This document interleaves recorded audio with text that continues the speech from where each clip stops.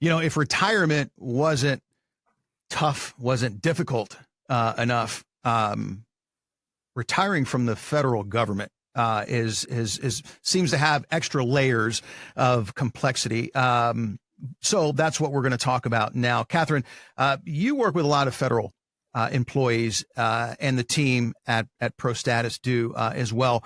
Why is it so important for federal employees to work with a financial planner who understands, who gets the rules, the red tape, the intricacies in those federal benefits?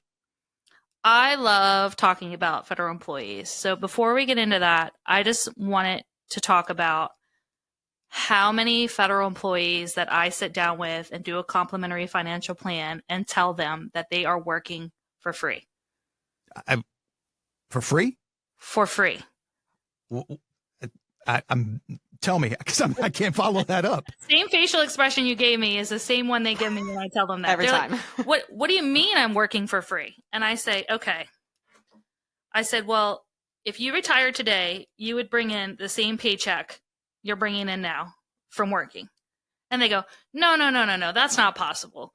I'm putting I'm maxing out my TSP, I'm doing this, I'm doing that. And then I sit down with them and I'm just going to give you a simple example of this. I sit down with them and I say, okay, well, how much is your net paycheck that you deposit biweekly from the government? And they tell me, oh, my net paycheck is, $2,500 biweekly, right? Okay. So their income that they're depositing into their checking account is $5,000 a month. Okay.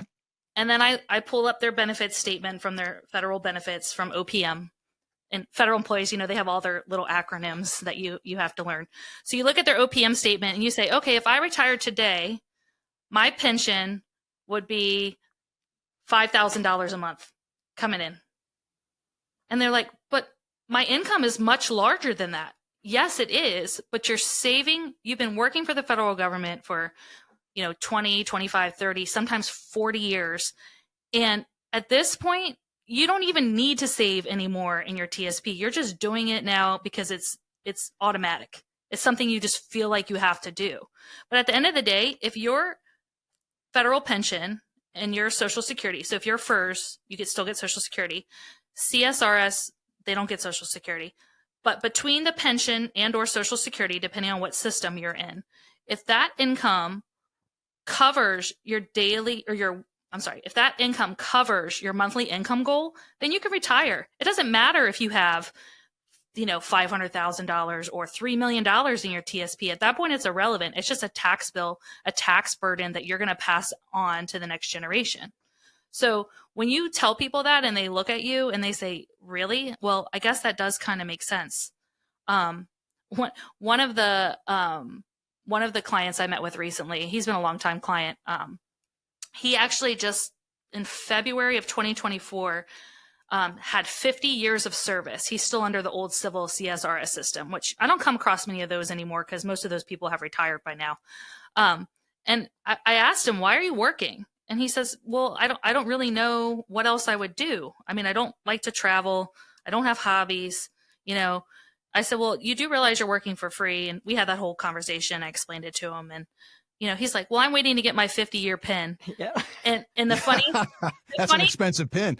The funniest thing I tell about the whole story is his wife's sitting there in the meeting with us and she rolls her eyes and she goes, they probably don't even make 50-year pins anymore because no one is that stupid to work for the federal government for 50 years. She says they're probably going to give you 2 25-year pins and you're going to be disappointed. Or not get it at all. Right.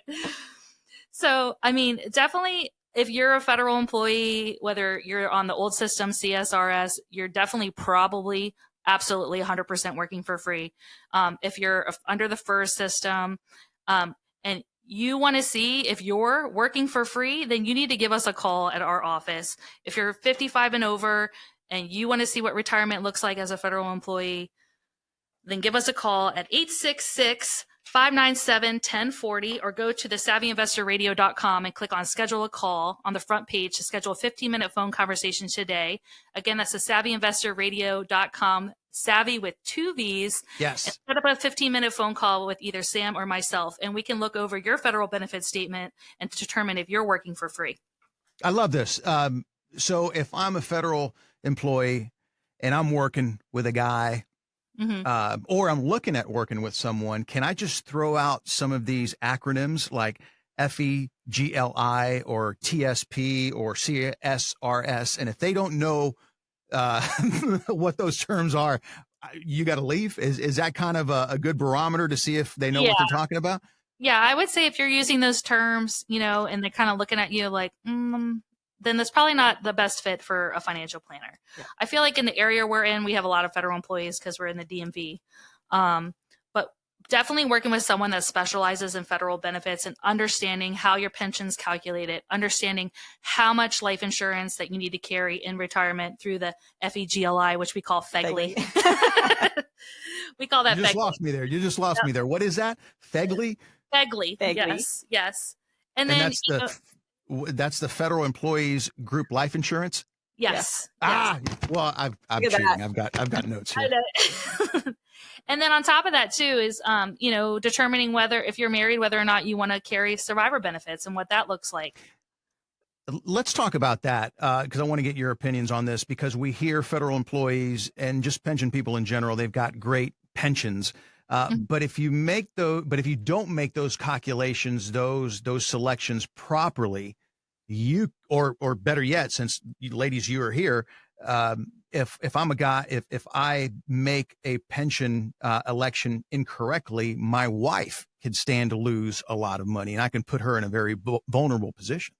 Absolutely. So Sam and I recently did some women in wealth workshops. We basically do a retirement roadmap for women, and one of the sections that I talk about as a part of being aware of your financial independence and security is knowing whether your spouse has a pension or not, and knowing that when they sign off on those benefits when they retire, you have to sign off as the spouse whether they elect survivor benefits or not. So Read the fine print. yeah, read the fine print. I mean, being married myself and having, 4 kids, my husband and I, we trade off papers all the time. I need you to sign this or you sign that, or I'll sign his name to something for the school or, just because we're busy.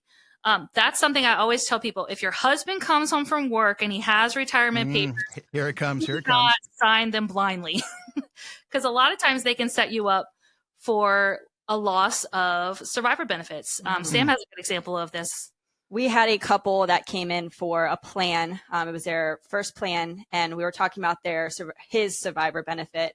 He was like, "Oh, I didn't take a survivor benefit. I took 100% of my pension."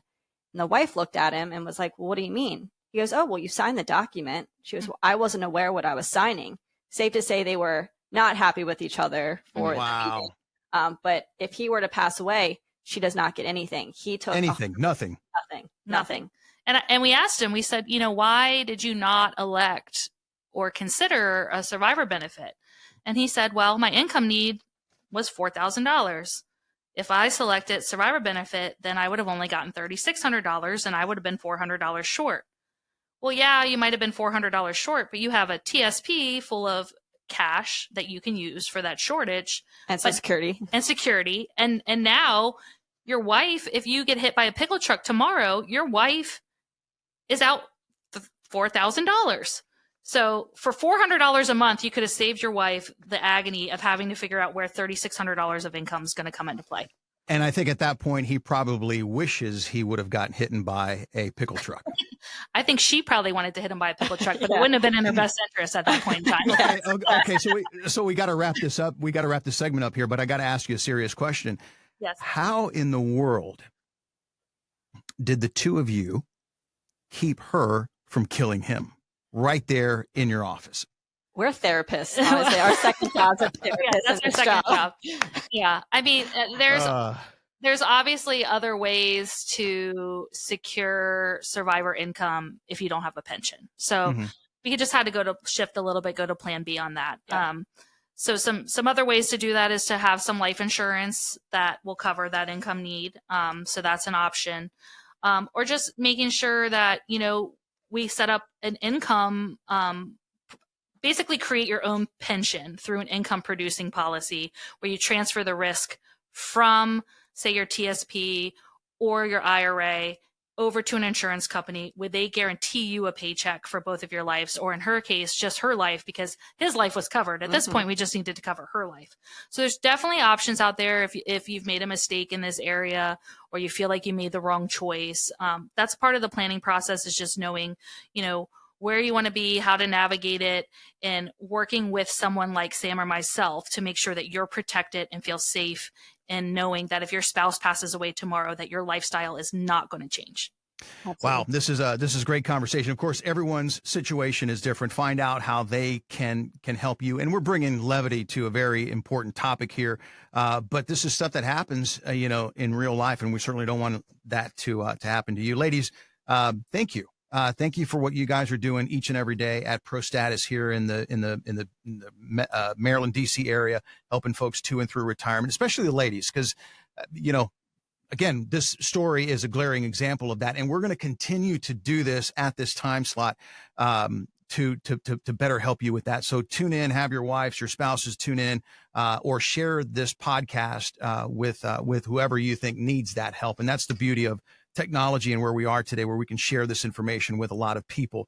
866-597-1040, 866-597-1040 right now for the next Savvy Investor callers that want to set up a quick 15-minute phone conversation with Katherine, with Sam. We have operators standing by right now, teammates. They're ready to take your call to do that. 866-597-1040 and online at thesavvyinvestorradio.com. Again, that's thesavvyinvestorradio.com. But if you do anything, do that today. That way you can make sure that you are on, as best you can, the right road to retirement.